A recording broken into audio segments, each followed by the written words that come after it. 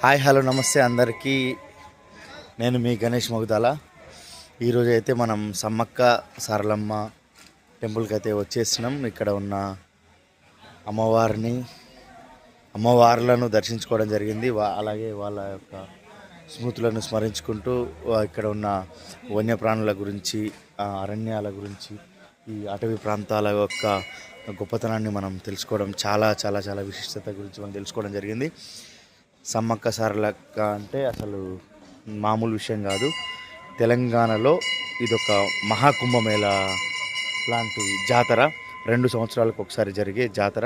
తెలంగాణ ప్రజలందరూ స్మరించుకోవాల్సిన జాతర ఇది.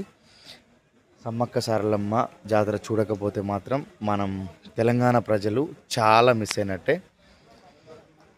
ఎవరైనా వీలుంటే కంపల్సరీ విజిట్ చేయండి. Thank you.